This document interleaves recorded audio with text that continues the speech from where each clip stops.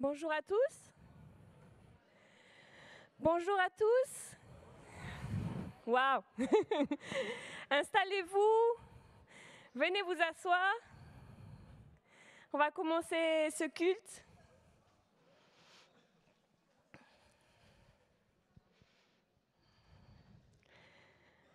Alors, je vous souhaite à tous un très bon dimanche matin, un très bon moment ensemble. Et je vais prier pour ce temps de culte. Seigneur mon Dieu, je te remercie de la possibilité d'être ensemble ce matin pour te louer. Je te remercie, Seigneur, pour être au milieu de nous. Merci, Seigneur, de nous donner cette possibilité d'être là, de pouvoir déposer à tes pieds peut-être tout ce qui a été notre semaine, tous les soucis qui sont dans nos têtes, pour ce qui s'est passé et ce qui va se passer, et de pouvoir lever les yeux vers bien plus grand que nous, de pouvoir lever les yeux vers celui qui est le Dieu de l'univers. Seigneur, sois béni et adoré. Louange à toi, Seigneur, ce matin, dans le nom de Jésus. Amen. Ok, vous êtes bien installés? Oui, ça va? Alors, aujourd'hui, c'est un jour spécial, n'est-ce pas? Aujourd'hui, les enfants, aujourd'hui, c'est quoi? La fête des mères. Alors, on veut commencer par souhaiter à toutes les mamans une très bonne fête des mères. Et je vais élargir, pas que à toutes les mamans, mais à toutes les mamans en devenir peut-être, et à toutes celles qui, sans être véritablement des mamans, sont aussi les mamans de plusieurs enfants, les tatis, les petits cousins, les petits frères et sœurs. En tout cas, à toutes, une très bonne fête des mères. Ouais. Et en même temps, comme ça, je me souhaite à moi aussi. Parce que pour ceux qui ne le savent pas, je suis maman 3 fois. Et j'ai eu 2 filles. Et après 7 ans, Dieu m'a donné un garçon. Et du coup, j'ai découvert des nouveautés dans ma vie de maman. J'ai découvert à aimer les voitures, tout ce qui fait pimpon, broum, broum, maman, l'ambulance, la police, et à me battre aussi. Donc avec les épées, avec mon fils, on se bat comme ça. Et en tout cas, ça a ouvert en moi quelque chose que je ne connaissais pas. Et mon fils, il a une histoire dans la Bible, c'est son histoire préférée. Je pense qu'on la raconte au minimum chaque jour. Et c'est une histoire justement d'un combat. Si je vous dis un tout petit jeune homme qui se bat contre un géant, David et Goliath. Alors, au début, il nous disait, moi, je suis Goliath. On lui a dit, non. Il faut être David, c'est lui qui est le bon dans l'histoire.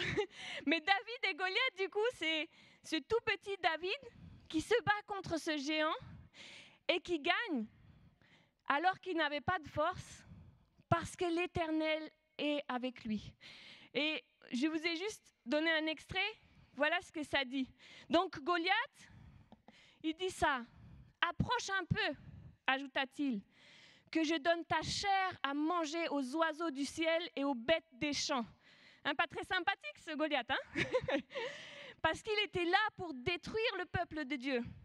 Et il disait, David, si tu veux te battre avec moi, approche, t'inquiète, moi je vais faire ton affaire. Et David lui répond, toi tu marches contre moi avec l'épée, la lance et le javelot, et moi je marche contre toi au nom de l'Éternel, le Seigneur des armées célestes, le Dieu des bataillons d'Israël que tu as insulté. Et ce matin, en tant que maman d'un garçon guerrier là, j'ai voulu réfléchir à ce nom de Dieu, qu'il est le Seigneur des armées célestes. Des fois, c'est marqué, il est l'Éternel des armées. Et c'est vrai, pour nous, c'est un peu guerrier comme nom. On n'a pas trop envie, forcément, des fois, de voir un Dieu un peu... Oh, désolé, j'ai passé à l'envers. Un peu comme ça. Le Dieu de l'armée. Et ce qui est intéressant avec ce nom, l'Éternel, le Seigneur des armées célestes, c'est que la première fois qu'il apparaît dans la Bible, il n'apparaît pas dans la bouche d'un guerrier comme David en réalité, mais il apparaît dans la bouche d'une femme, et d'une femme qui est en situation véritablement de détresse, de faiblesse. Justement, une femme qui ne pouvait pas avoir d'enfant et qui, du coup, dans sa situation, elle fait appel au Seigneur des armées célestes. Et cette femme, c'est Anne. C'était une femme qui aimait Dieu et qui désirait plus que tout avoir un enfant. Et c'est dans ce livre de Samuel, dans cette parole de Anne, que pour la première fois dans la Bible, on entend ce nom, l'Éternel des armées célestes. Voici ce qu'elle demande. Anne était très affligée et elle pria l'Éternel en pleurant à chaudes larmes. Et alors elle fit le vœu suivant, Éternel, Seigneur des armées célestes, si tu veux bien considérer la misère de ta servante et si tu interviens en ma faveur, si tu ne délaisses pas ta servante et si tu me donnes un fils, alors je te le consacrerai toute sa vie. Et bien sûr, on connaît la suite, ça veut dire Anne, elle a été exaucée par Dieu et elle a eu un enfant. Mais ce n'était pas ça que je trouvais intéressant dans ce verset, c'est que justement, elle était vraiment dans une situation affligée, une situation de détresse, une situation qu'elle ne contrôle pas du tout. Parce qu'elle savait qu'elle ne pouvait rien faire dans sa situation pour avoir ce qui lui tenait à cœur, pour sortir de la détresse dans laquelle elle était. Et c'est dans cette situation qu'elle fait appel à Dieu. Et quand on lit ce terme de Éternel des armées, ou le Seigneur des armées célestes, il y a deux choses dans ce terme. La première chose qu'il y a, c'est que comme on a vu avec David, il y a l'idée que l'Éternel combat pour son peuple. Ça veut dire que ce n'est pas juste l'Éternel des armées pour faire la guerre et pour tuer. C'est le Seigneur qui combat pour son peuple. Et même si je rigolais tout à l'heure en disant que ce n'était pas quelque chose d'habituel pour moi de me battre ou de penser à ça, à la guerre, mais même nous qui sommes peut-être des mamans ou des femmes qui sont peut-être plus fragiles, on sait combien on se battrait pour nos enfants. Même si on ne pense pas forcément à la guerre, on sait combien les personnes peuvent justement se battre quand quelque chose leur tient à cœur. Et c'était beau de voir que Dieu, il est ce Dieu qui se bat pour ce qui lui tient à cœur. Il se bat pour son peuple. Et la deuxième chose, c'est ce qu'Anne dit. Quand elle fait appel au Seigneur des armées célestes, parce qu'il se bat, non seulement lui, mais avec toutes les armées de la terre et des cieux. Ça veut dire que tout est à lui dans la terre et sur la terre et dans le ciel. Tous les êtres vivants sont avec lui et les anges aussi se battent pour nous. Et de se rappeler ce matin, je ne sais pas comment vous êtes venus ce matin. Peut-être que ce matin, vous êtes venus dans la joie et amen, alléluia, gloire à Dieu. Et peut-être, en ce moment, c'est dur. Peut-être il y a quelque chose, des choses que vous traînez qui sont difficiles. Vous êtes venus ce matin avec même pas l'envie de venir ce matin. Et en fait, je veux qu'on se rappelle ce matin que le Dieu qui est notre Dieu, premièrement, il combat pour nous, mais il combat pour nous avec des armes que nous ne pouvons même pas imaginer. Il a tous les cieux et la terre qui est avec lui. Et c'est comme ça qu'il combat pour nous. Et ça veut dire que Anne, elle pouvait lever les yeux vers lui et se dire, tous les cieux et la terre t'appartiennent, Seigneur, alors ma situation est entre tes mains. Et ce matin, on va prendre des chants et j'aimerais qu'on chante en se disant ça, peut-être par rapport à la situation qu'on vit aujourd'hui, peut-être par rapport à ce qui est difficile pour nous. L'Éternel, celui à qui appartient les cieux et la terre, celui qui est tout-puissant, c'est lui qui combat pour nous. Et je vais vous laisser avec ce dernier verset et après on va prendre nos chants. C'est un verset qui se trouve dans Ésaïe et qui dit cela, c'est moi qui vous console. Et il parle à son peuple, il lui dit, comment peux-tu craindre l'homme qui doit mourir ou un humain qui a le même sort que l'herbe? Comment est-ce qu'on peut craindre les choses qui se passent sur cette terre, ou peut-être des situations qui nous font peur? As-tu donc oublié l'Éternel qui t'a fait, qui a tendu le ciel et a fondé la terre? Et cette promesse pour nous ce matin, bientôt, le prisonnier va être libéré. Bientôt, on va sortir de cette situation. Moi, je suis l'Éternel, ton Dieu. Quand j'agite la mer, ses flots mugissent. Voici mon nom, le Seigneur des armées célestes.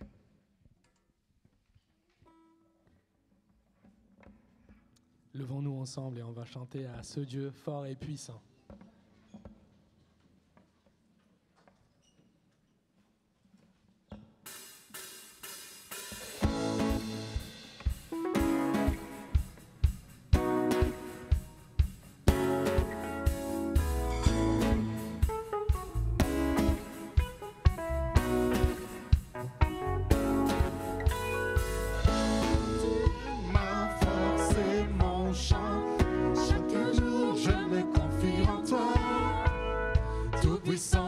Mon sauveur règne aux cieux.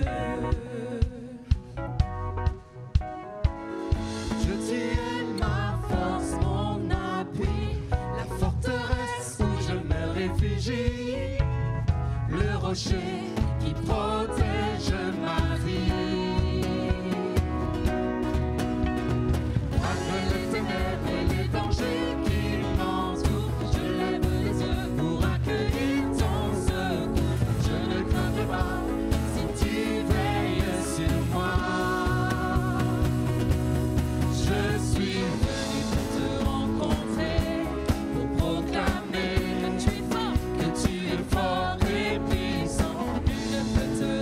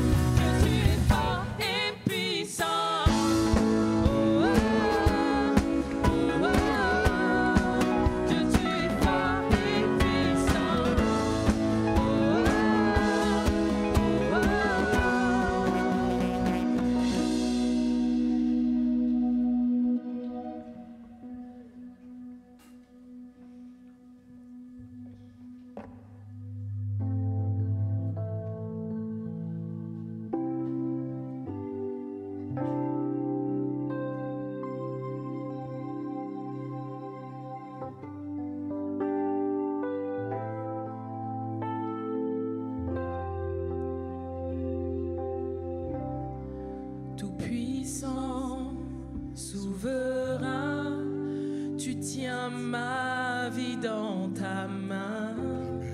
Couronné, rédempteur, couronné, par toi je suis libéré.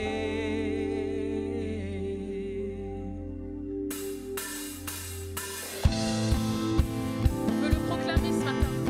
Notre Dieu est rédempteur, couronné.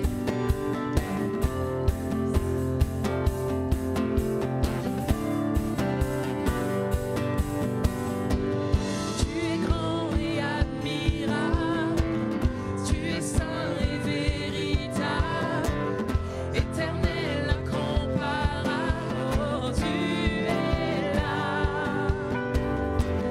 Tu es fort et insondable, infini et redoutable, majestueux, immuable, tu es là.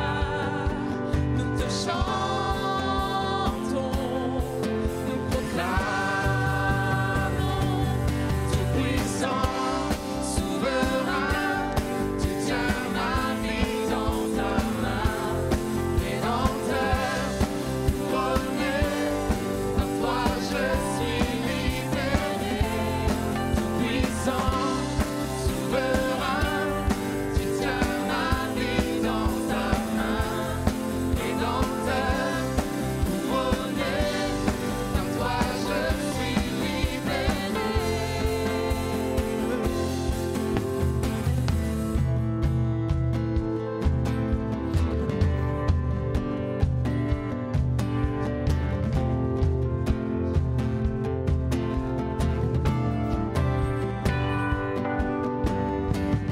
Tu es grand et admirable, tu es saint et véritable, éternel, incomparable, oh, tu es là.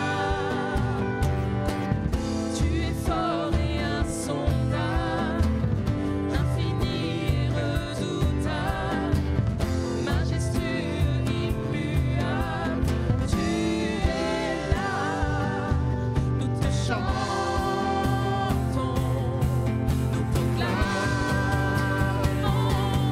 tout-puissant, souverain, tu tiens ma vie dans ta main, rédempteur, couronné, par toi je suis libéré. Tout-puissant, souverain, tu tiens ma vie dans ta main, rédempteur, couronné, par toi je suis libéré. Entends nos cris, entends nos cœurs, nous sommes unis pour toi Seigneur. Entends nos cris, entends nos cœurs, nous sommes unis pour toi Seigneur. Entends nos cris, entends nos cœurs, nous sommes unis pour toi Seigneur. Entends nos cris, entends nos cœurs, nous sommes unis pour toi Seigneur. Entends nos cris, entends nos cœurs, nous sommes unis pour toi Seigneur. Entends nos cris, entends nos cœurs, nous sommes unis pour toi Seigneur. Tout-puissant, souverain, tu tiens ma vie dans ta main, rédempteur, couronné, par toi je suis libéré. Tout-puissant, souverain, tu tiens ma vie dans ta main, rédempteur, couronné, par toi je suis libéré. Tout-puissant, souverain, tu tiens ma vie dans ta main, rédempteur, couronné, par toi je suis libéré. Amen. Pendant ce prochain chant, les enfants vont pouvoir rejoindre leur classe. Alors que vous pouvez vous vous allez vers le hall d'accueil et on va chanter encore à ce Dieu qui nous protège, qui est notre force.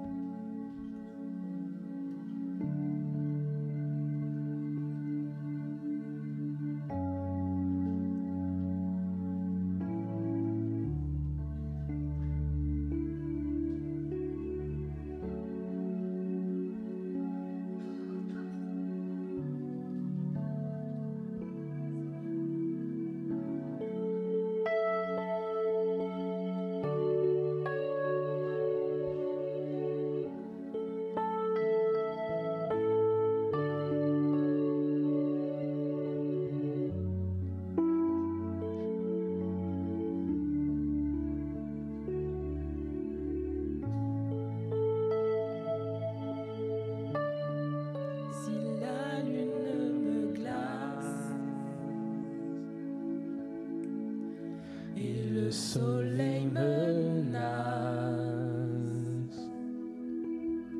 Créateur des étoiles, mon secours est en toi. Si les larmes ruissellent et que mon pas chancelle, Créateur de la terre, mon secours est en toi.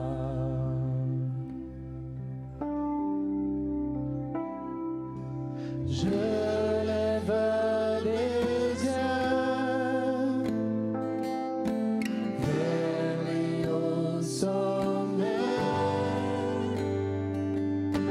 Toi seul est mon Dieu. Je proclamerai. Toi seul est ma force. Toi seul me restaure, mon secours est en toi.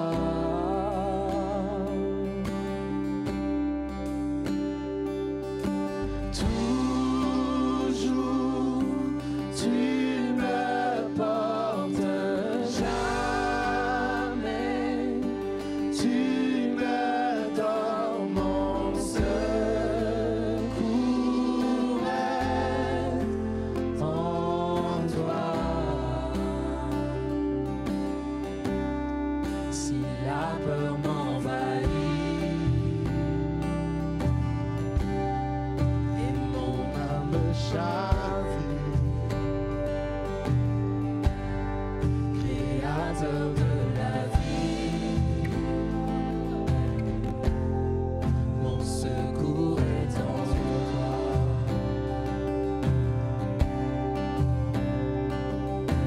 Je lève les yeux vers les hauts sommets. Toi seul est mon Dieu. Je proclamerai. Toi seul est ma force. Toi seul me restaure, mon secours est en toi. Toujours tu me portes. Toujours tu me portes. Jamais tu me donnes, mon secours est en toi.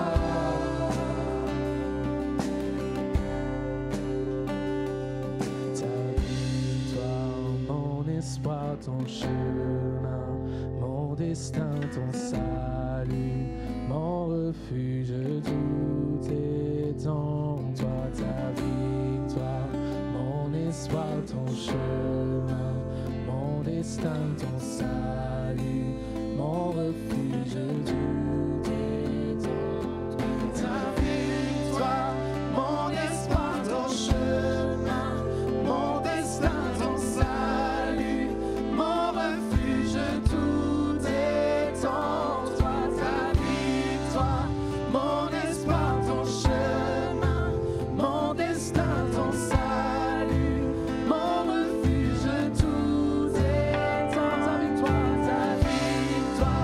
mon espoir, ton chemin, mon destin, ton salut, mon refuge, tout est en toi.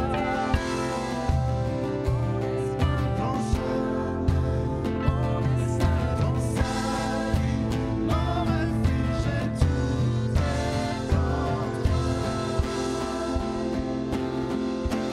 Toi seul est ma force, toi seul me restaure, mon secours est en toi.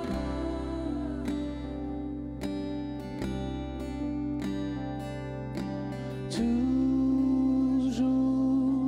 tu me portes, jamais tu ne dors, mon secours est en toi.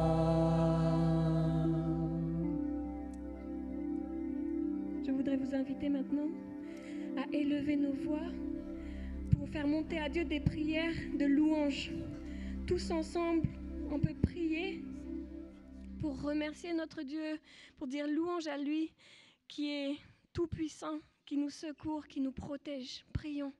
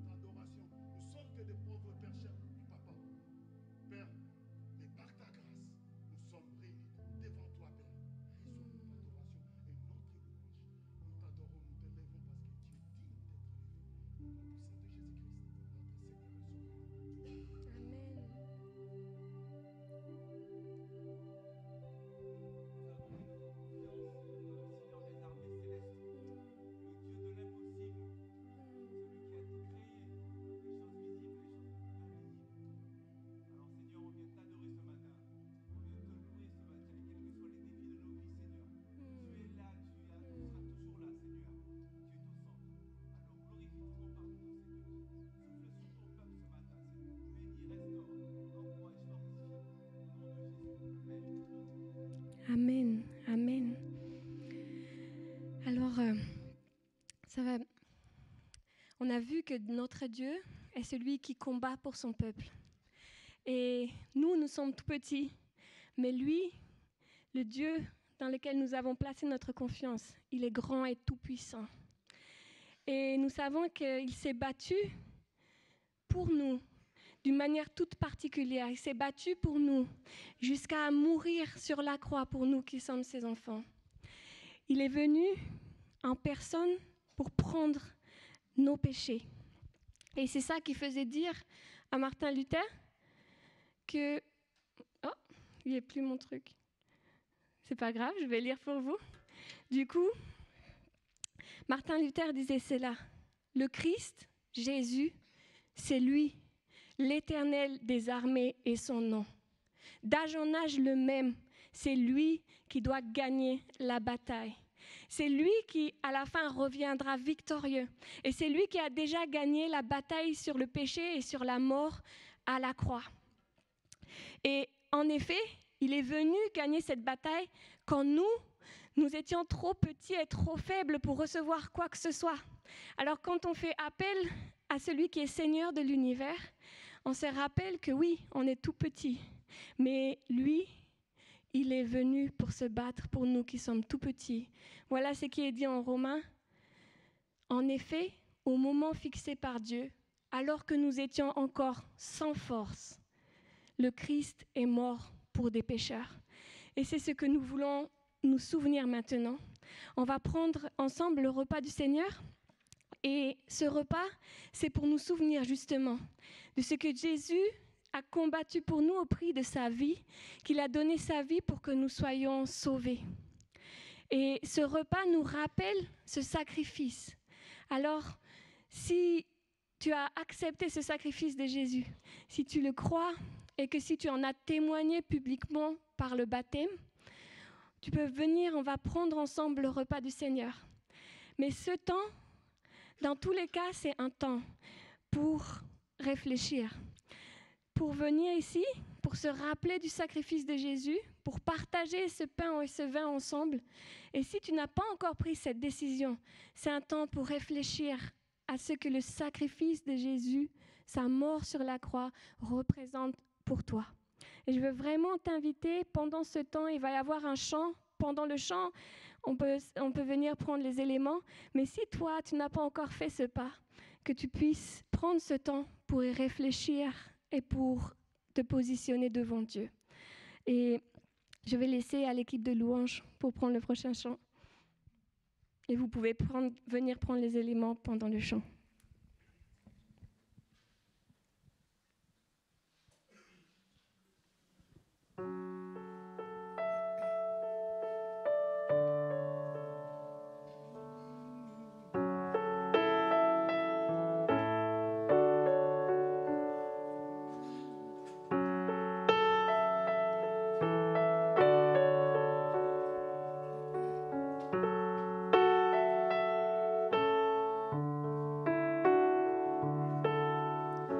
J'ai chassé en vain les trésors de ce monde, l'âme vide, le cœur brisé. Tu m'as vu errant sur les routes de ma honte, et tu ne m'as pas laissé tomber. Quel amour a bien pu inciter ton cœur à courir après le mien? Et ma vie avait-elle autant de valeur pour que les clous percent tes mains? Tu m'aimes Malgré les circonstances et mes offenses, tu m'aimes. Au prix de ta vie, sans répit, tu m'aimes. Tu t'es offert, bras grands ouverts. Pour mon Dieu,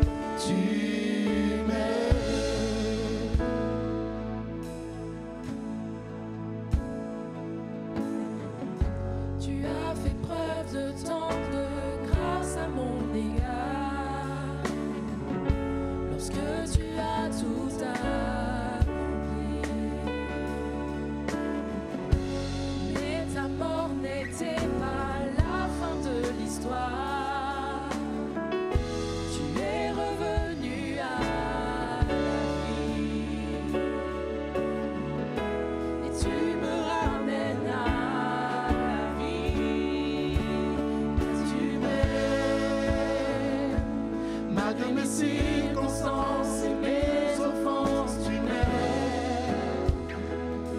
Au prix de ta vie, sans répit, tu m'aimes. Tu t'es offert, bras grands ouverts. Oh mon Dieu, tu m'aimes. Ah, on accepte d'être attaché sur le bois et que le ciel détourne son regard de toi. Tu t'es battu pour moi, Jésus. Oh mon Dieu, tu m'aimes.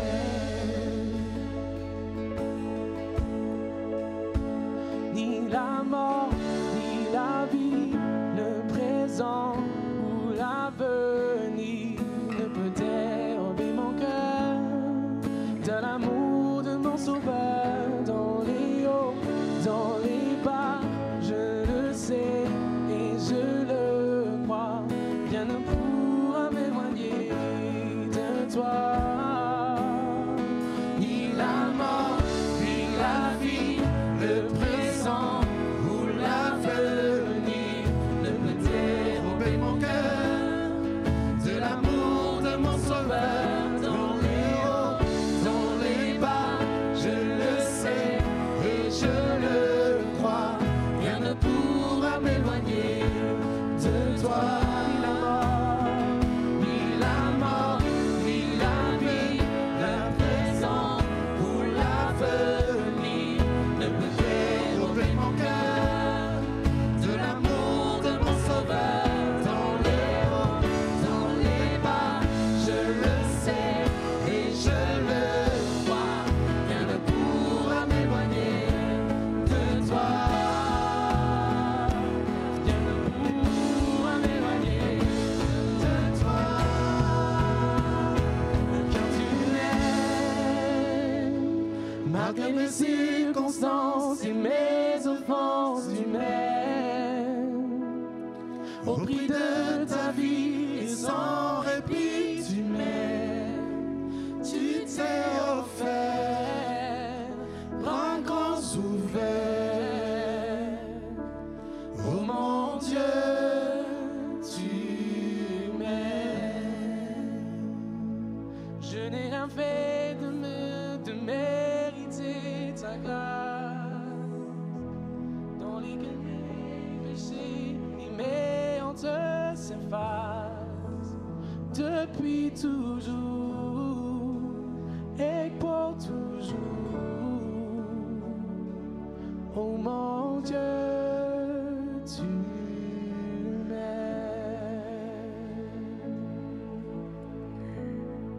Oui, Seigneur Jésus, on veut te dire merci. Te dire merci parce que tu t'es battu au prix de ta vie. Tu es venu mourir pour nous, pour des pécheurs, Seigneur. Et nous voulons te remercier et te rendre gloire. Nous voulons prendre ce repas en se souvenant de ce que ça a signifié de payer pour nos péchés, de ce que cette liberté que nous connaissons en toi a coûté. Et nous voulons nous souvenir de cela. Nous voulons nous engager à nouveau à marcher avec toi. Nous voulons nous engager à nouveau à marcher dans la sainteté, à désirer notre vie, Seigneur, accomplir ta volonté. Nous voulons aussi nous souvenir que nous sommes des frères et sœurs en Christ, que tous ensemble nous bénéficions de ce sacrifice et que nous formons un corps. Seigneur Père éternel, viens renforcer notre unité, viens renforcer notre amour pour toi. Et nous voulons nous souvenir qu'un jour tu reviendras, qu'un jour toi qui as la victoire, tu reviendras, Seigneur, pour régner dans toute ta force et ta puissance sur ton peuple, Seigneur. Dans le nom de Jésus. Amen. Voici ce que Paul nous rapporte dans l'Épître aux Corinthiens. Voici la traduction que j'ai reçue du Seigneur et que je vous ai transmise. Le Seigneur Jésus, dans la nuit où il fut livré pour être mis à mort, prit du pain et après avoir prononcé la prière de reconnaissance, il le rompit en disant « Ceci est mon corps. Il est pour vous. Faites ceci en souvenir de moi. Prenons ensemble ce pain qui symbolise le corps de Christ donné pour nous.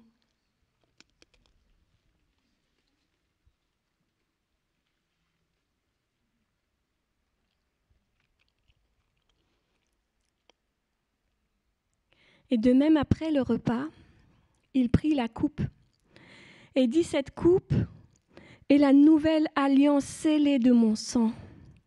Faites ceci toutes les fois que vous en boirez en souvenir de moi. Et buvons ensemble.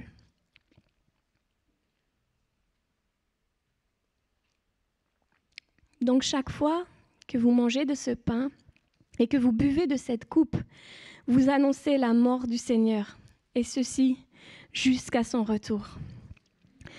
Et j'aimerais nous laisser avec ce dernier verset qui se trouve dans Colossiens. Bon, j'y arrive pas, c'est pas grave, je vais vous le lire moi. Colossiens 2. Et vous qui étiez morts à cause de vos fautes, Dieu vous a donné la vie avec le Christ. Il nous a pardonné toutes nos fautes. Car il a annulé l'acte qui établissait nos manquements à l'égard des commandements. Oui, il a effacé en le clouant sur la croix. Et là, il a désarmé toute autorité, tout pouvoir, les donnant publiquement en spectacle quand il les a traînés dans son cortège triomphal après sa victoire à la croix. Notre Seigneur a la victoire.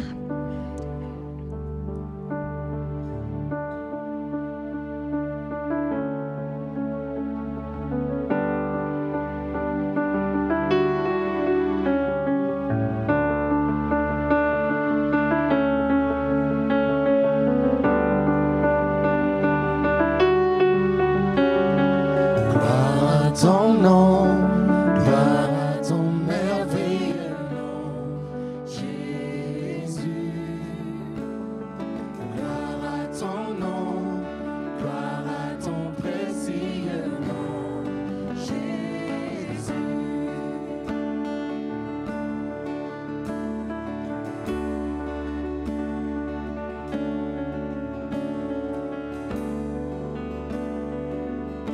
Gloire à ton nom. Ton nom, gloire à ton merveilleux nom, Jésus. Gloire à ton nom, gloire à ton précieux nom, Jésus. Il me donne force et courage, il me donne amour et paix, il me donne puissance et autorité. Il me donne force et courage, il me donne amour et paix, il me donne puissance et autorité.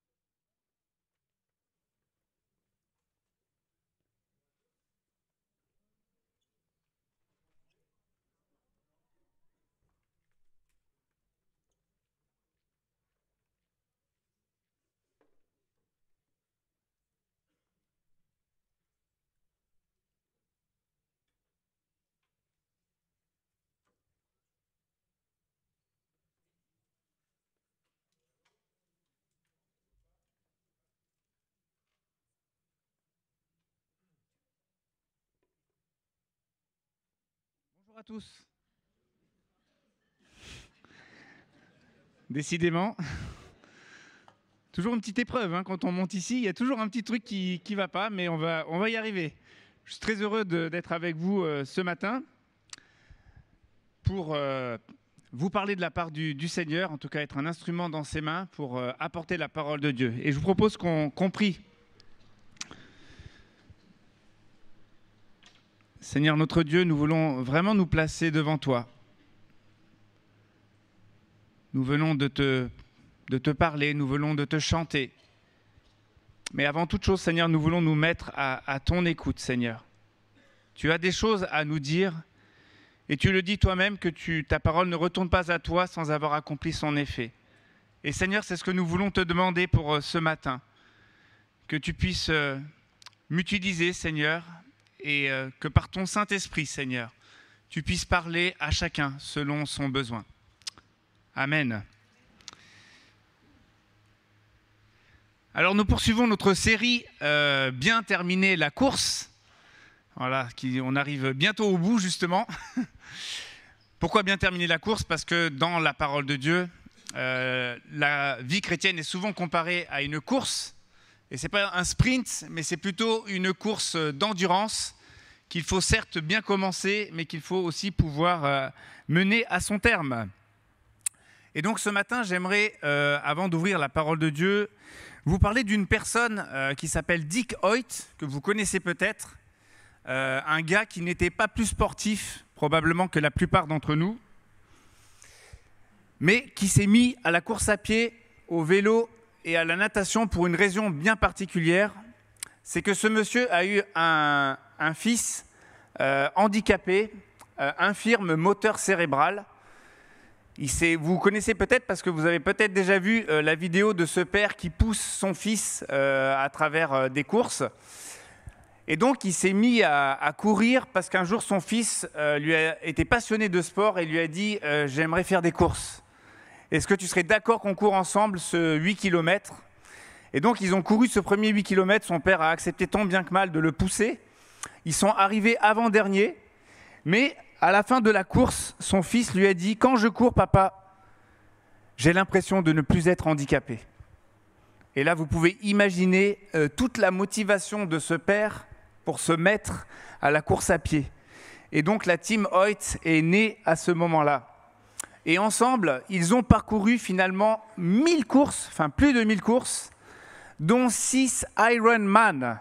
Est-ce que quelqu'un sait ce que c'est la course Ironman ? Alors, il n'y en a pas beaucoup qui savent. Hein. Alors c'est un triathlon au cours duquel on fait 180 km de vélo, on enchaîne avec 42 km de course, donc un marathon, et puis on termine simplement, tranquillement, avec 3,8 km de nage. Voilà, donc vous imaginez quelqu'un qui part de rien, qui n'était pas sportif, mais qui a réussi à courir tout ça parce qu'il avait une motivation très importante. Et peut-être ce qu'on imagine aussi un peu, c'est les énormes sacrifices que M. Hoyt a dû faire la discipline qu'il a dû s'imposer pour relever de tels défis sportifs. En fait, je crois que pour Dick, ce qu'il a fait là, c'était vraiment le plus beau des combats pour lui. C'était le combat de sa vie. Et nous, en tant que chrétiens, nous avons aussi un combat à mener. On va voir ce matin le bon combat de la foi pour rester attaché à Dieu jusqu'au bout et arriver au bout de la course. Et je dirais que Dick a tant aimé son fils qu'il a été prêt à tous les sacrifices pour relever ses défis sportifs.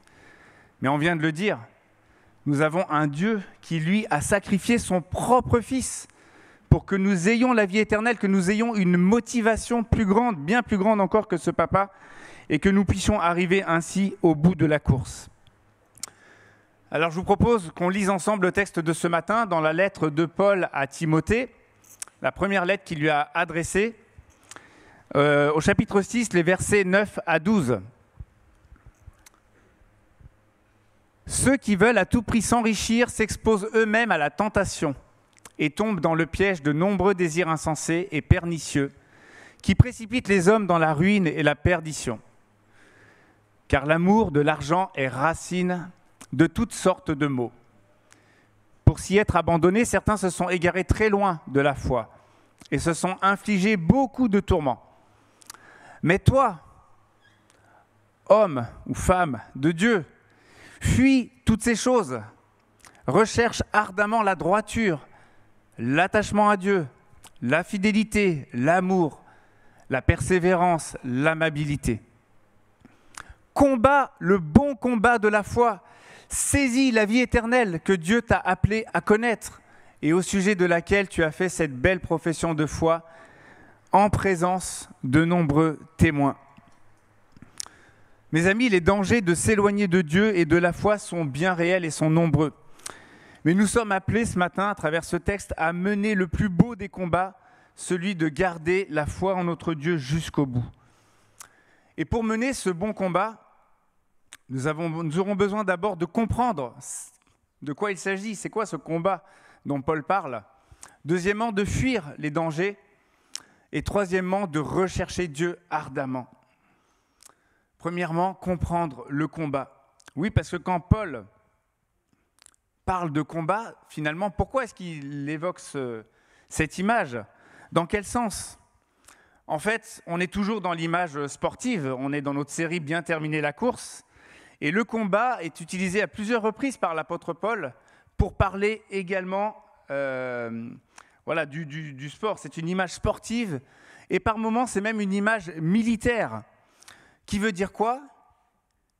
Qui nous invite, qui nous montre en fait qu'il y a des efforts sérieux et qu'on ne peut rien avoir, même dans la vie chrétienne, sans une certaine discipline.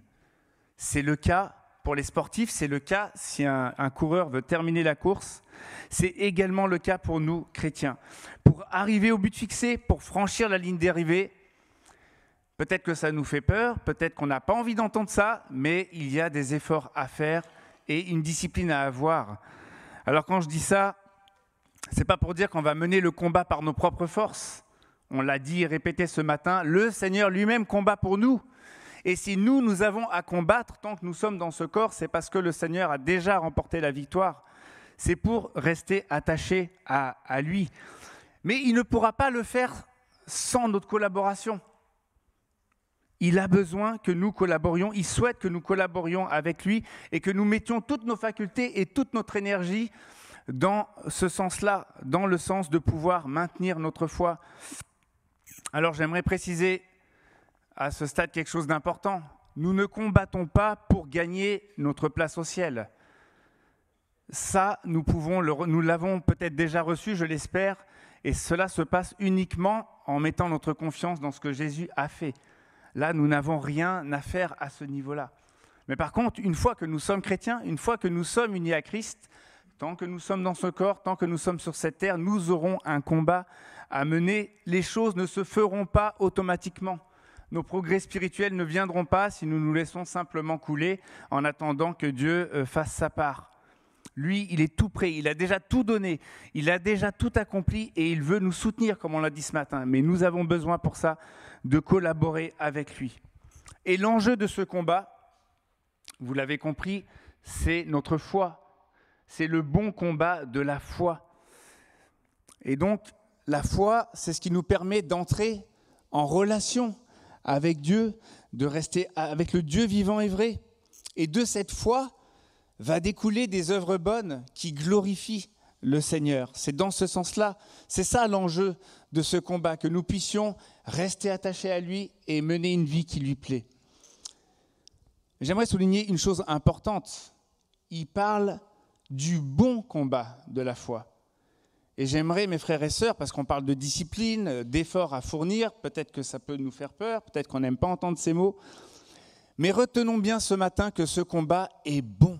C'est un bon combat parce que ça nous permet vraiment d'être attachés au Seigneur et de vivre comme il lui plaît. Et notre vrai bonheur, en réalité, il est là, il se trouve là, il en découle. Alors si on reprend l'image du sport, et notamment de cette fameuse course dont j'ai parlé tout à l'heure, l'Ironman, il y a des personnes qui se lancent comme ça dans des courses, que ce soit l'Ironman ou dans un marathon, sans préparation.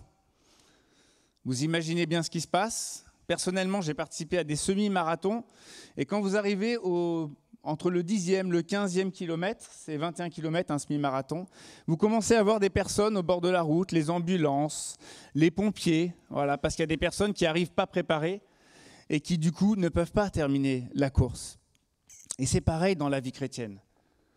La foi, c'est le bon combat de la foi. La foi, c'est un peu comme un muscle qui a besoin à la fois d'être nourri et à la fois d'être exercé. Donc ça nécessite des efforts et de la discipline. Et j'ai relevé 4 conseils. J'ai regardé plusieurs sites qui donnaient des conseils pour justement s'inscrire à un Ironman, à une course comme ça. Et j'en ai relevé 4 qui peuvent être transposés dans le domaine spirituel. Et j'aimerais notamment faire le parallèle avec notre vie de prière. Parce que la prière, c'est une des disciplines chrétiennes qui nous permet de rester attachés à Dieu. Calvin a même dit que c'était le premier exercice de la foi. Donc, voici quels efforts sérieux devons-nous faire pour arriver au but, quelle préparation pour pouvoir terminer la course et combattre le bon combat. La première, c'est avoir un plan d'action précis. Quand on se lance dans un Ironman, on ne peut pas s'improviser, comme je le disais. Il faut vraiment se dire semaine après semaine, jour après jour, qu'est-ce que je vais mettre en place pour pouvoir être prêt le jour de la course. Et dans le domaine de la prière, c'est aussi la même chose. Bien sûr que notre vie entière doit être enveloppée par la prière. On prie, on est appelé à prier sans cesse, constamment. Ça peut être élever notre cœur, même un seul instant quand on est au travail et qu'on n'a pas le temps de s'arrêter.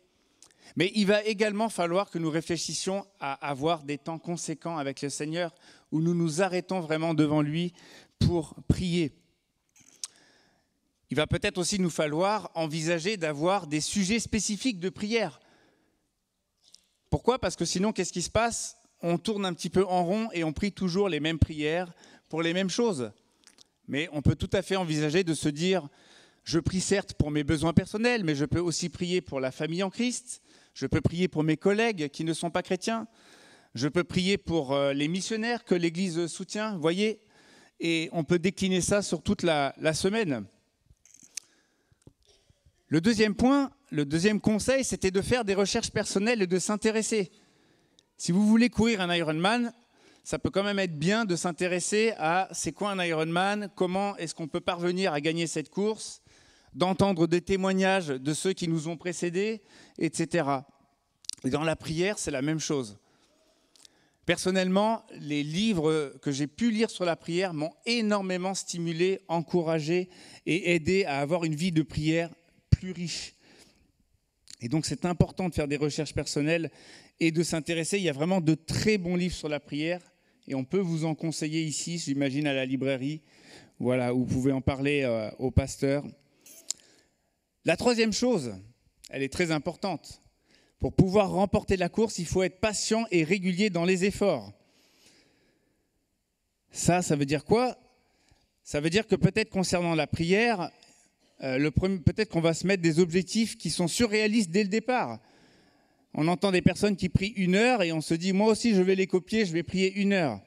C'est très bien si vous y arrivez, Mais ça peut aussi être décourageant. Peut-être si on abandonne ça au bout de 3 jours, on va vite s'essouffler.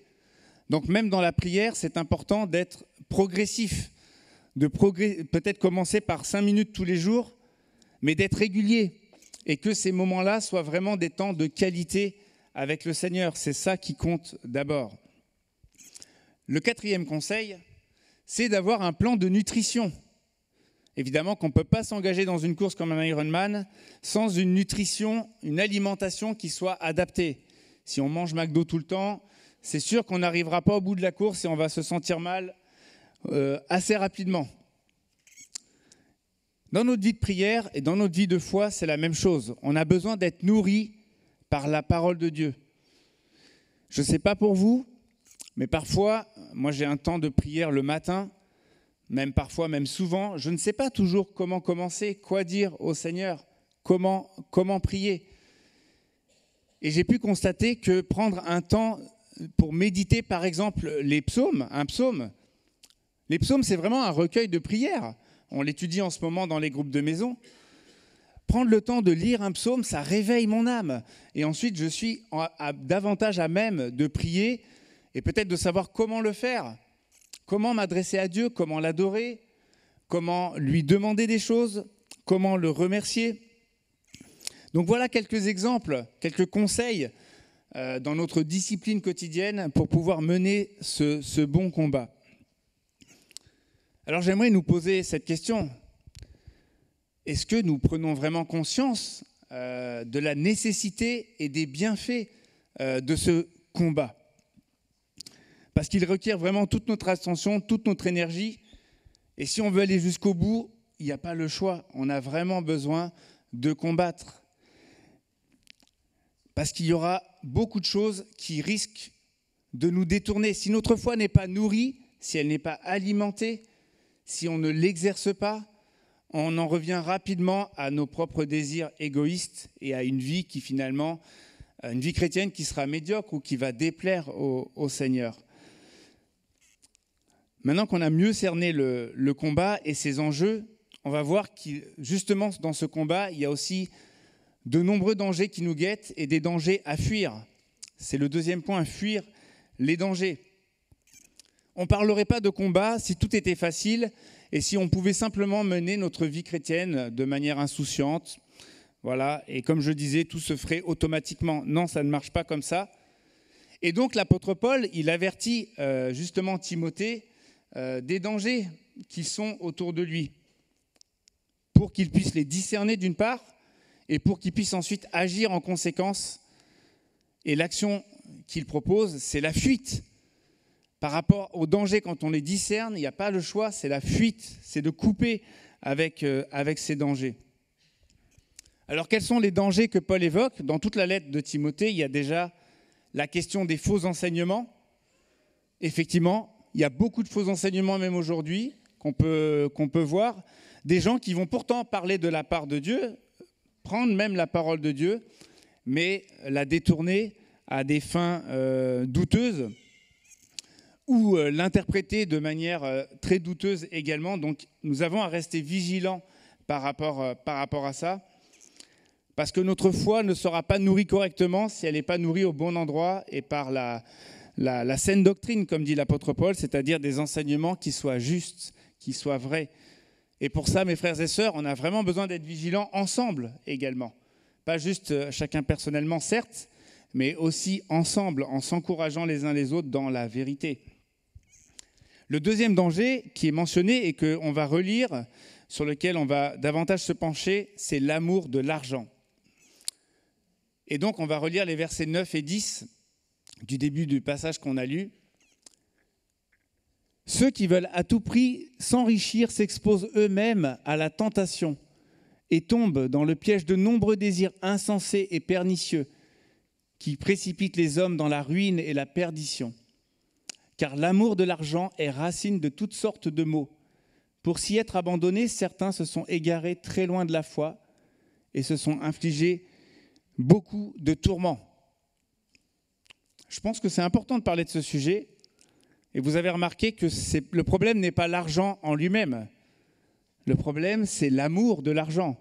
C'est À quoi est-ce que notre cœur est finalement attaché? L'amour de l'argent, c'est-à-dire que l'argent ou les richesses en général exercent un tel attrait sur nous qu'on en veut toujours plus, d'une part, et qu'en plus, finalement, notre bonheur en dépend. Et donc là, Paul mentionne des dangers importants. Il parle de pièges, de désirs insensés et pernicieux. Finalement, il parle de ruine et de perdition. Donc, il veut nous avertir de choses quand même graves qui peuvent nous arriver également à nous. Mais j'aimerais souligner que ça peut venir de manière très subtile, parce que dit comme ça, peut-être vous vous dites « bon, moi, je n'ai pas de problème avec ça ».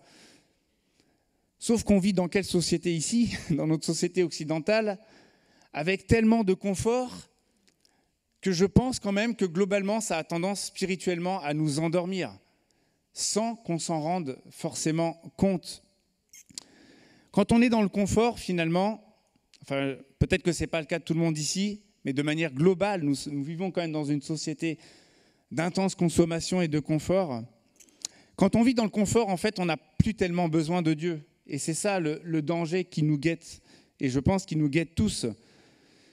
Et puis, il y a tellement de choses autour de nous qu'on peut acquérir avec l'argent, tellement de choses qui sont bien plus attrayantes, bien plus amusantes, bien plus fun que Dieu, et qui peuvent rapidement, finalement, constituer une sécurité pour nous, un refuge à la place de Dieu, qui peuvent représenter une joie et un plaisir davantage que le Seigneur lui-même. Des choses peut-être dans lesquelles on va même finalement mettre notre identité. Et ça, il faut qu'on en soit conscient pour discerner ces dangers. Et si le Seigneur nous permet de les discerner, pour pouvoir vraiment les fuir. Alors, je parlais de tellement de choses, ça peut être les loisirs. Par exemple, les loisirs, il y en a à n'en plus finir. On a une palette de choix. On ne sait même plus où donner de la tête. Les voyages, l'achat d'une maison, les vêtements, les écrans. Alors comprenez-moi bien, je ne suis pas en train de dire que ces choses sont mauvaises en elles-mêmes. Mais si on y attache trop d'importance, si on met vraiment notre espoir dans ces choses-là, c'est là où il y a vraiment un danger. Et nous avons dans la Bible l'exemple du peuple d'Israël. Le peuple d'Israël a été sauvé par Dieu, sorti d'Égypte où il était en esclavage, conduit à travers le désert, et Dieu l'a amené ensuite dans un bon pays, le pays promis, où coule le lait et le miel, c'est-à-dire un pays d'abondance, justement, de confort. Donc le Seigneur n'est pas contre l'abondance et le confort, mais voici ce qu'il leur dit, en Deutéronome 8, 12 à 15. « Si tu manges à satiété, si tu te construis de belles maisons et que tu y habites, c'est pas ça le problème, hein. Si ton gros et ton petit bétail se multiplient, si ton argent et ton or s'accumulent, si tous tes biens s'accroissent, prends garde de ne pas céder à l'orgueil et d'oublier l'Éternel ton Dieu qui t'a fait sortir d'Égypte, du pays où tu étais esclave, qui t'a conduit à travers ce vaste et terrible désert, peuplé de serpents venimeux et de scorpions, dans des lieux arides et sans eau, où il a fait jaillir pour toi de l'eau du rocher le plus dur. » Vous voyez quel est le problème ? Quand ils étaient dans le désert, et quand nous aussi parfois nous sommes un peu dans le désert, dans le besoin, là on voit la main de Dieu, là on a besoin de Dieu, on a besoin de dépendre de lui. Mais le risque, et Dieu ne leur reproche pas de construire de belles maisons et de manger à satiété, le risque c'est vraiment d'oublier Dieu dans ces moments-là et de ne plus avoir besoin de lui, d'oublier même d'où Dieu nous a tirés. Bien sûr qu'on pourrait nommer beaucoup d'autres choses que l'amour de l'argent. En fait, tout ce qui nous détourne de Dieu et d'une vie vécue à sa gloire sont des choses auxquelles nous devons prêter attention pour pouvoir vraiment les fuir. Des choses qui, si elles deviennent des richesses plus grandes que Dieu, posent vraiment un problème. Et dans notre course, notre fameux Dick Hoyt du début a dû certainement faire de nombreux sacrifices, comme je le disais, et renoncer à de nombreuses distractions pour pouvoir mener à bien son objectif de courir ses courses avec son fils. Et dans la vie chrétienne, vous voyez, c'est un petit peu comme ça aussi. Il y a le coureur à gauche qui veut atteindre son but. C'est Jésus qui est de l'autre côté. Alors, ce n'est pas la peine de lire ce qu'il y a dans les bulles, mais c'est toutes sortes de tentations que l'ennemi veut semer pour nous attirer dans la maison là et nous faire dévier de notre but, de l'objectif qu'on s'est fixé, qui est finalement d'être en relation avec le Seigneur et de courir pour lui et de courir avec lui. Et donc j'aimerais nous poser la question, dans quel domaine sommes-nous tentés de dévier du but ? Dans quel domaine avons-nous besoin d'être vigilants pour ne pas être attirés à droite et à gauche et être détournés du but ? Y a-t-il peut-être une chose ou une situation, une relation que nous devrions fuir ? Un désir peut-être que nous savons contraire à la volonté de Dieu, mais que nous nourrissons dans notre cœur. Laissons ce matin Dieu sonder nos cœurs pour nous convaincre de renoncer à ces choses, parce qu'en fait, ces choses, elles nous rendent captifs. Et c'est ce que Paul a voulu montrer à Timothée. Ces choses, elles mènent à la ruine. Si nous sentons que nous sommes sur une pente glissante, écoutons la voix du Seigneur ce matin, parce qu'il est toujours les bras grands ouverts, prêt à nous accueillir à nouveau, si nous reconnaissons que nous avons été dans une mauvaise direction. Mais fuir les choses, fuir certaines choses, c'est pas seulement ça qu'il convient de faire pour combattre le bon combat.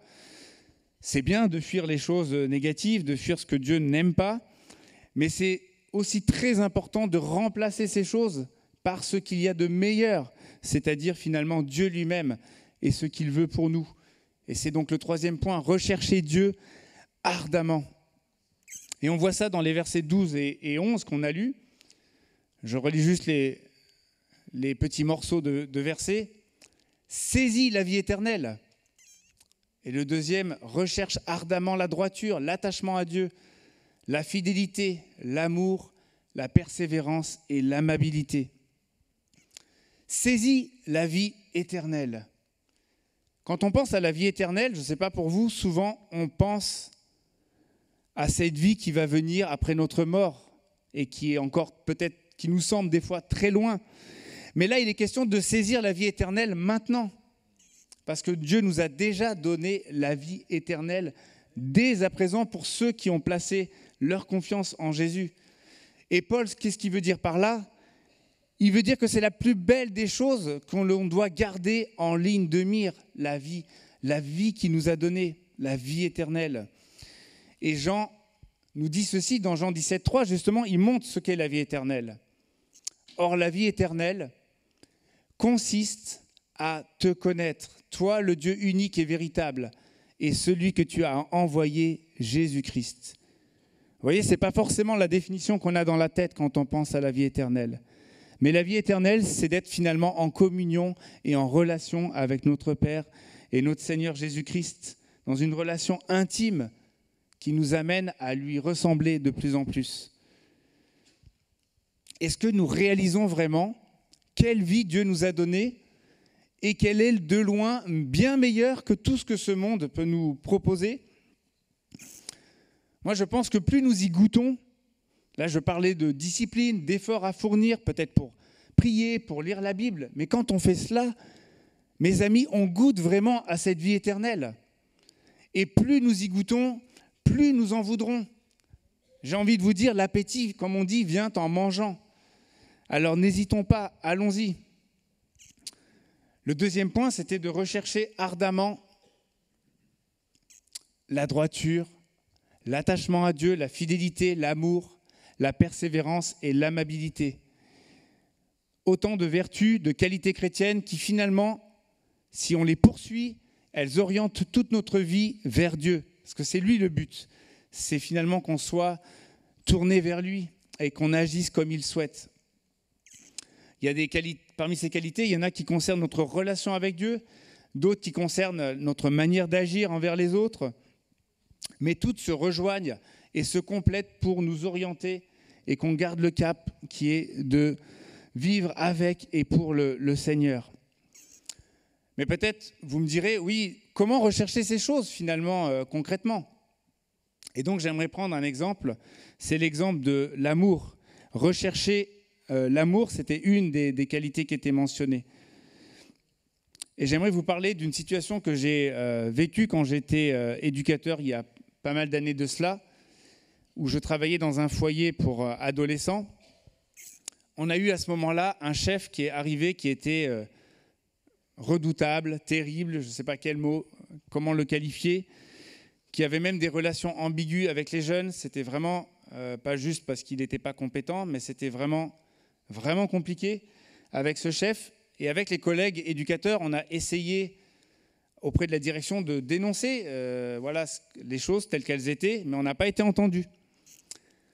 Et donc, il s'en est suivi 2 ans de relations conflictuelles entre ce chef et nous, et notamment avec moi.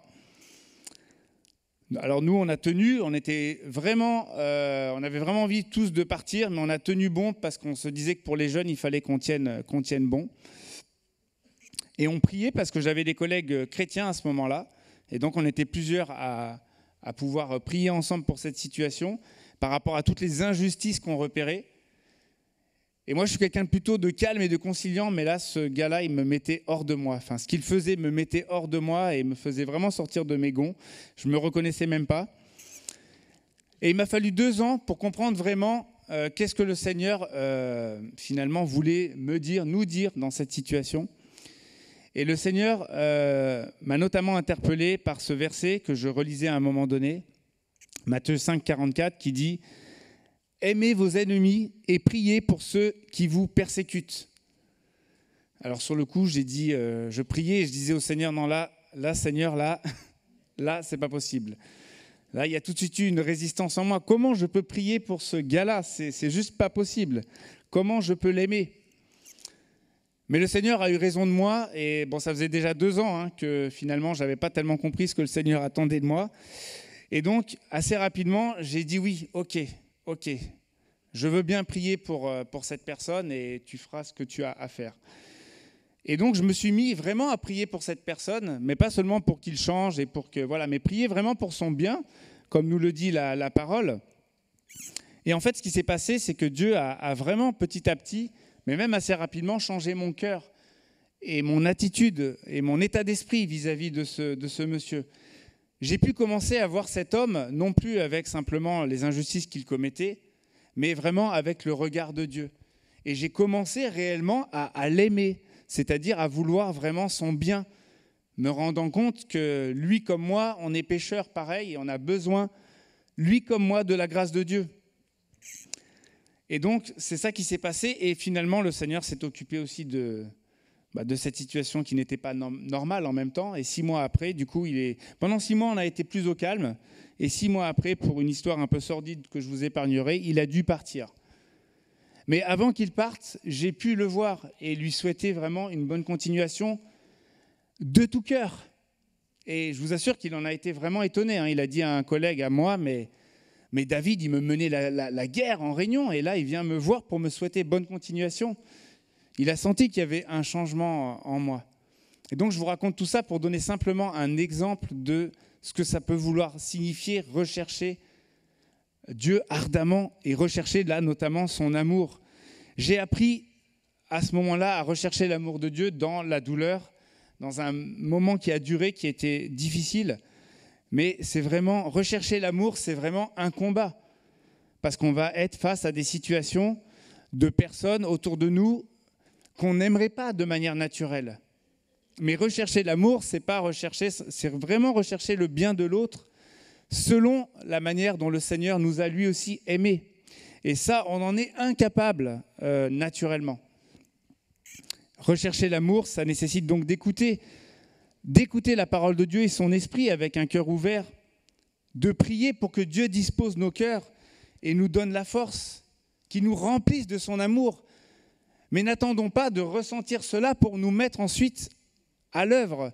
Si Dieu nous demande d'aller voir tel frère ou telle sœur ou d'aller demander pardon à quelqu'un, n'attendons pas d'avoir les sentiments nécessaires pour le faire. Obéissons par la foi et lui, il nous donnera l'amour alors que nous nous mettons en route par la foi. J'aimerais conclure ce message en nous rappelant une chose. On a parlé de combat, on a parlé d'effort et de discipline, mais j'aimerais rappeler encore une fois à quel point c'est un bon combat. C'est le bon combat de la foi. Et si nous devons garder une priorité en tête, c'est peut-être celle-ci, de vraiment saisir la vie éternelle que Dieu nous a déjà donnée. Parce que c'est la meilleure des vies. Quand je dis la meilleure des vies, je ne parle pas du fait qu'on aura tout ce qu'on veut, mais la meilleure des vies dans le sens de pouvoir être capable de faire la volonté de Dieu. Et la meilleure des vies parce que faire la volonté de Dieu, ça ne pourra que nous procurer la vraie joie et la vraie paix. Et je crois qu'au fond, qui n'aspire pas à ces choses-là dans cette salle ? Quel être humain n'aspire pas à la vraie joie et la vraie paix ? Le problème, c'est que souvent, nous la cherchons dans des choses en dehors de Dieu, en fait. Donc c'est un bon combat parce que ce combat, finalement, nous amène à Dieu lui-même et à jouir de sa paix. La question derrière, c'est que poursuivons-nous ? Après quoi courons-nous ? Et peut-être ce matin, nous avons peut-être besoin de reconnaître qu'il y a des choses après quoi nous courons qui ne sont pas les bonnes. Peut-être qu'il y a des choses que nous avons besoin de fuir. Peut-être que le Seigneur veut nous montrer ce matin qu'il y a des choses que nous avons besoin de mettre en place en termes de discipline, même s'il faut commencer, comme je le disais, petit, il ne faut pas viser trop haut. Mais réfléchissons à cela. Et peut-être que nous avons aussi tout simplement besoin de revenir à Dieu, parce que nous nous rendons compte que nous nous sommes un petit peu éloignés de lui et que nous avons poursuivi des choses vaines qui ne sont pas satisfaisantes. Alors j'aimerais nous inviter à venir à Jésus avec cela, avec ce qu'il est en train de nous mettre à cœur. Parce que Jésus a dit « Venez à moi, vous tous qui êtes chargés et fatigués, et je vous donnerai du repos. » Vous voyez le paradoxe ? Ce combat nécessite des efforts et de la discipline, mais il nous amène en réalité au vrai repos. Donc prenons quelques instants peut-être pour prier en nos cœurs, et je conclurai par la prière.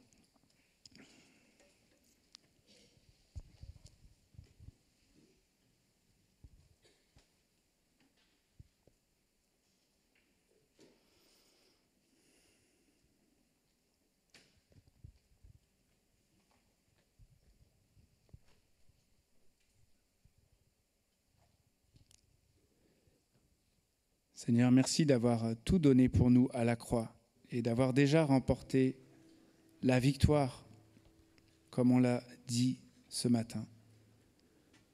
Seigneur, je te prie que tu aides chacun d'entre nous à pouvoir combattre le bon combat, là où chacun en est, à son niveau, en regardant à toi, en regardant à ta victoire, en saisissant cette vie éternelle merveilleuse que tu nous as donnée, Seigneur. Donne-nous de pouvoir goûter encore toujours plus de toi, Seigneur, et de ne pas nous contenter de ce que nous avons déjà acquis dans notre relation avec toi, peut-être. Permets-nous d'aller encore plus loin ce matin. Continue d'œuvrer dans nos cœurs, Seigneur, pour que nous puissions discerner là où nous avons besoin de fuir certaines choses, et peut-être là où nous avons besoin de remplacer ces choses en recherchant les qualités que tu nous as montrées ce matin, en te recherchant, Seigneur. Viens en aide à chacun de nous ce matin. Amen.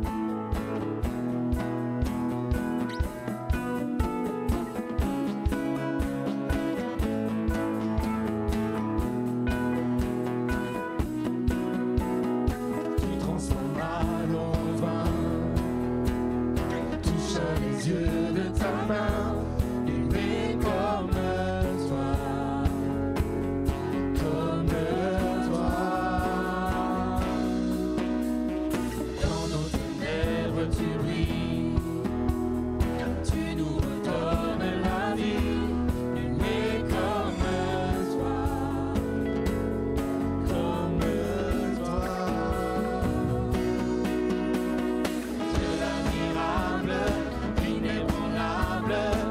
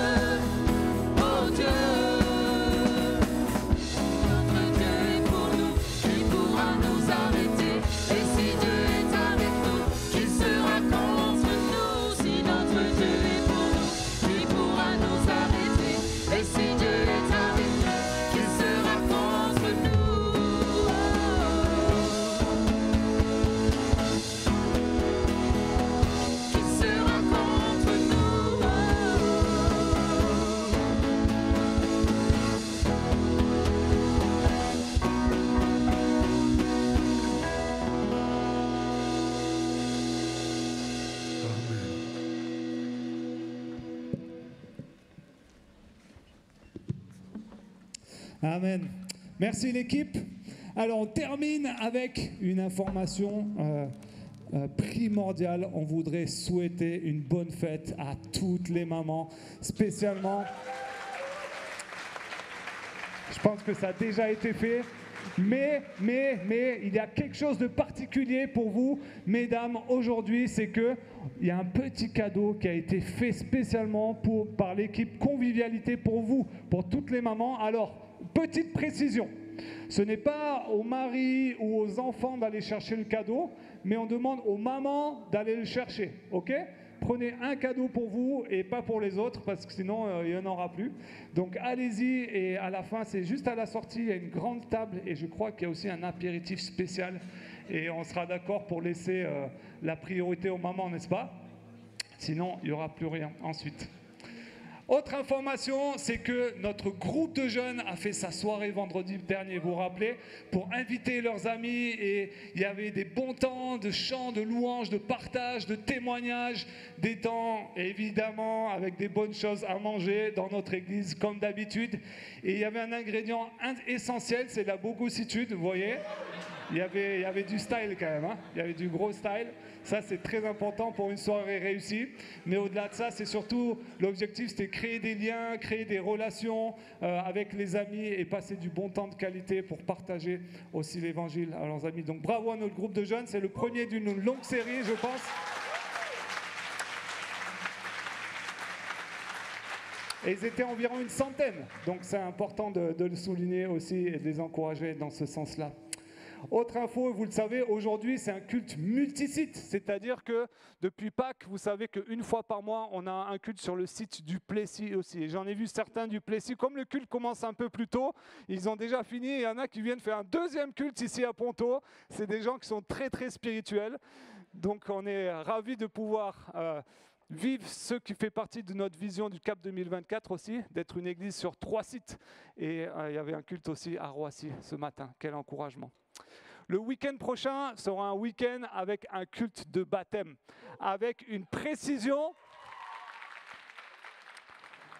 Il y aura 6 frères et sœurs qui vont témoigner de leur volonté et comment Dieu les a touchés et leur volonté de se faire baptiser pour témoigner de leur changement de vie. Petite précision, ce sera le samedi à 16h. Notez bien l'horaire, samedi à 16h, il y aura un culte spécial baptême ici. Donc évidemment, tout le monde est convié à venir pour nous réjouir avec nos frères et sœurs et partager ce moment ensemble. Donc samedi prochain, culte à 16h, culte de baptême et évidemment culte dimanche matin aussi. Hein. Ce n'est pas en remplacement. Hein. Donc on aura 2 cultes. Quelle joie de pouvoir vivre ça le week-end prochain. Il y aura aussi la librairie dimanche prochain, ici, comme tous les premiers dimanches du mois. Donc n'oubliez pas de prévoir ça aussi dans votre agenda. Alors, je termine avec cette dernière annonce. On l'a annoncé plusieurs fois les précédents dimanches, c'est qu'aujourd'hui est un dimanche spécial. Vous avez dû voir en arrivant qu'il y avait plein de stands, plein de tables qui sont à l'entrée, qui sont installées. Pourquoi ? Parce qu'aujourd'hui, c'est le forum des ministères. Dans notre église, on a plus de 40 églises qui permettent le bon fonctionnement, le bon déroulement. Pardon, plus de 40 équipes, pardon. C'était un lapsus, mais c'est vrai, hein, 40 petites églises, petits groupes de personnes qui permettent le bon déroulement, le fonctionnement, l'accueil, l'entretien, la sécurité, Alpha Couple, la musique, la sono, l'enfance, groupe de jeunes, les teens, enfin plein d'équipes, plus d'une quarantaine, qui permettent de faire vivre notre Église. Et nous voulons dire et répéter que dans notre église, nous ne voulons pas une église avec des consommateurs, des personnes qui viennent, qui s'assoient sur leur chaise et qui repartent. Pour nous, ce n'est pas notre conception d'être un chrétien. Nous voulons que chacun puisse trouver sa place dans l'église, faire partie de ce corps de l'église et apporter sa participation. Et c'est pourquoi, avec tous les stands que nous avons ici, c'est des équipes qui ont besoin de recruter des nouvelles personnes pour participer à telle ou telle activité. Donc, pour le site de Ponto, vous voyez, ça c'est un peu toutes les équipes qui sont organisées avec des pôles vie d'église, tout ce qui concerne la maturité, le culte, la convivialité, l'enfance, la jeunesse. tout ce qui concerne vie et famille et la solidarité. Toutes les équipes n'ont pas besoin de recruter, mais aujourd'hui, nous avons un stand pour l'équipe entretien qui a besoin de beaucoup de recrutement. Donc je vous invite à aller voir la table, l'équipe entretien, et vous inscrire pour participer une fois par mois peut-être, pour participer à l'entretien de l'église. L'équipe maintenance aussi qui fait l'entretien du bâtiment.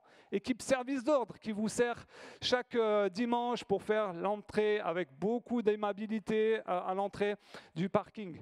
L'équipe librairie, l'équipe intercession, avec les temps de prière avant le culte et aussi le vendredi. L'équipe Alpha Couple qui permet de faire des rencontres une fois par mois pour tous les couples. L'équipe crèche qui prend soin de vos enfants aussi pendant tout le culte. Exploland et Kidsland, donc ça c'est tout le programme qui se passe avec les enfants de l'autre côté.